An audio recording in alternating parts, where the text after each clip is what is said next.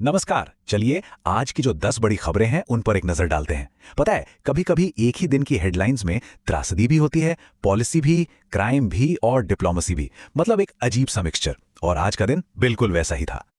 तो एक तरफ एक प्लेन क्रैश हो जाता है, दूसरी तरफ दिल्ली में एक मर्डर होता है, और फिर एक इंटरनेशनल स्टेज पर भारत की बात होती है। अब सवाल यह है कि ये सारी अलग अलग दिखने वाली खबरें जब हम इन्हें एक साथ रखते हैं तो आज की तस्वीर बनती कैसी है। चलिए इसी को समझने की कोशिश करते हैं एक एक करके। तो शुरुआत करते हैं उन खबरों से जो हमारे सिस्टम पर, हमारी जवाबदेही पर कुछ गंभीर सवाल खड़ी करती हैं। तो इस सेक्शन में हम 3 चीजों को देखेंगे। पहला, तेजस विमान का जो हादसा हुआ वो। दूसरा, दिल्ली का जो एयर पोल्यूशन है। और तीसरा, मध्य प्रदेश के एक हॉस्पिटल से आई एक हैरान कर देने वाली लापरवाही की खबर। आज के दिन की शुरुआत ही एक बहुत बुरी खबर के साथ हुई। हमारा अपना बनाया हुआ फाइटर जेट तेजस दुबई एयर शो में क्रैश हो गया। और इस हादसे में हमने सिर्फ एक एडवांस्ड एयरक्राफ्ट ही नहीं खोया, बल्कि एक जांबाज पायलट को भी खो दिया। पता है, ये सिर्फ एक एक्सीडेंट नहीं है, ये मेक इन इंडिया के लिए एक बहुत बड़ा सिंबल था, इंडियन एयरफोर्स के फ्यूचर का एक अहम हिस्सा। तो ये एक बहुत बड़ा झटका है जिसकी भरपाई करना सच में आसान नहीं होगा। अब एक पर्सनल ट्रेजेडी से एक पब्लिक हेल्थ क्राइसिस की तरफ बढ़ते हैं। दिल्ली एनसीआर की हवा की क्वालिटी गंभीर यानी सीवियर कैटेगरी में पहुंच गई है। इसका सीधा सा मतलब यह है कि हवा में जो PM 2.5 वाले जहरीले कण होते हैं ना, वो खतरनाक लेवल पर हैं। ये सिर्फ कोई धुंध नहीं है, ये तो सीधा फेफड़ों पर अटैक करने वाला एक तरह का जहर है। हालात इतने खराब हैं कि सरकार को हेल्थ एडवाइजरी तक जारी करनी पड़ी। और अब एक ऐसी खबर जो एडमिनिस्ट्रेशन से जुड़ी है, और सच कहूं तो यकीन करना मुश्किल है। मध्य प्रदेश के एक कम्युनिटी हॉस्पिटल से कुछ तस्वीरें सामने आई हैं जहां पेशेंट्स के बेड पर आवारा कुत्ते सो रहे थे। ये घटना हमारे हेल्थ सिस्टम की उन कमियों को दिखाती है जहां सेफ्टी और सफाई जैसी बेसिक चीजों को भी पूरी तरह से इग्नोर कर दिया गया। अच्छा, इस शॉकिंग लापरवाही के बाद एक्शन तो हुआ, एक कर्मचारी को सस्पेंड कर दिया गया। लेकिन सवाल तो ये उठता है कि क्या सिर्फ एक कर्मचारी को सस्पेंड कर देना काफी है? सिस्टम में क्या बड़े बदलाव होने चाहिए ताकि ऐसी चीजें दोबारा कभी ना हो? ये एक बहुत बड़ा सवाल है जो ये घटना पीछे छोड़ गई है। चलिए अब सिस्टम की इन खामियों से आगे बढ़ते हैं और बात करते हैं क्राइम और इन्वेस्टिगेशन की, यानी लॉ एंड ऑर्डर की चुनौतियों की। दिल्ली से एक बहुत ही डिस्टर्बिंग खबर है। एक आदमी ने अपने ही जीजा का मर्डर कर दिया। यह सिर्फ एक क्राइम नहीं है, यह दिखाता है कि कैसे फैमिली रिलेशन में टेंशन और वायलेंस बढ़ रहा है। खैर, अच्छी बात यह है कि पुलिस ने फौरन एक्शन लिया और आरोपी को गिरफ्तार भी कर लिया। लेकिन यह घटना हमारे समाज के सामने कई मुश्किल सवाल तो छोड़ ही जाती हैं। अब लॉ एनफोर्समेंट की एक और तस्वीर देखते हैं, इस बार वडोदरा से।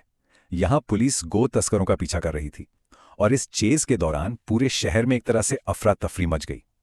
पता चला है कि करीब 10 बाइकें डैमेज हो गईं। यह दिखाता है कि ऐसे ऑपरेशंस कितने रिस्की हो सकते हैं। मतलब क्रिमिनल्स को पकड़ने की कोशिश में आम लोगों को भी नुकसान हो सकता है। अब ये नंबर देखिए, 10+। ये सिर्फ एक आंकड़ा नहीं है, इसके पीछे एक बहुत बड़ी और सीरियस इन्वेस्टिगेशन छुपी है। मामला जुड़ा है जामिया अल फलाह यूनिवर्सिटी से। बात फॉरेन फंडिंग और कुछ संदिग्ध एक्टिविटीज की है। और अब जांच एजेंसियों को शक है कि इस केस में 10 से भी ज्यादा लोग लापता हो सकते हैं। तो जाहिर है ये एक बहुत बड़ी जांच है जिस पर सबकी नजरें बनी हुई हैं। तो चलिए अब देश की खबरों से थोड़ा आगे बढ़ते हैं और देखते हैं कि ग्लोबल स्टेज पर क्या हो रहा है। भारत और दुनिया की बात करते हैं। आज इंटरनेशनल फ्रंट पर 2 बड़ी दिलचस्प चीजें हुई। एक तरफ तो देखिए, पाकिस्तान को 1 महीने के लिए UNSC यानी यूनाइटेड नेशन सिक्योरिटी काउंसिल की प्रेसिडेंसी मिली है।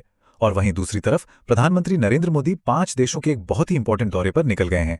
जाहिर है इस दौरे का मकसद भारत के स्ट्रेटेजिक और इकोनॉमिक रिश्तों को और मजबूत बनाना है। और डिप्लोमेसी के साथ साथ इकोनॉमी के फ्रंट पर भी एक बड़ी खबर है। G20 समिट में इंडिया ने अपना 10 Ds मॉडल दुनिया के सामने रखा। अब ये 10 Ds क्या है? ये असल में भारत की 10 ताकतों को दिखाता है, जैसे D for democracy, D for demography यानी हमारी युवा आबादी, और D फॉर डिमांड। तो इस मॉडल के जरिए भारत दुनिया को यह मैसेज दे रहा है कि इन्वेस्टमेंट के लिए वो एक शानदार और स्टेबल जगह क्यों है। ओके, तो अब हम आज की चर्चा के आखिरी हिस्से में आ गए हैं। यहां हम कुछ फ्यूचर पॉलिसीज और कुछ दूसरी हेडलाइंस पर नजर डालेंगे जो आज काफी चर्चा में रहीं।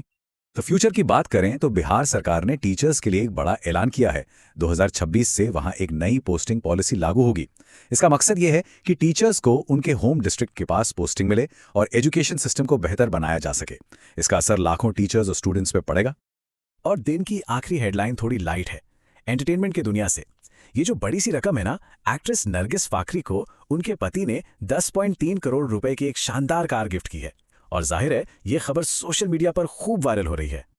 तो आज का दिन कैसा रहा? हमने देखा कि कैसे सिर्फ एक दिन में बात नेशनल सिक्योरिटी से लेकर पब्लिक हेल्थ तक पहुंची, फिर क्राइम से होते हुए ग्लोबल डिप्लोमेसी तक गई। ये दिखाता है कि एक देश के तौर पर हम एक ही वक्त में कितने अलग अलग चैलेंजेस और मौकों से जूझ रहे होते हैं। और आखिर में एक सवाल जो सोचने वाला है, ये सारी खबरें अच्छी भी और बुरी भी, जब हम इन्हें एक साथ रखते हैं तो आज के भारत की ये मिलकर क्या तस्वीर बनाती हैं? इस पर सोचिएगा जरूर। हमारे साथ जुड़ने के लिए बहुत बहुत शुक्रिया।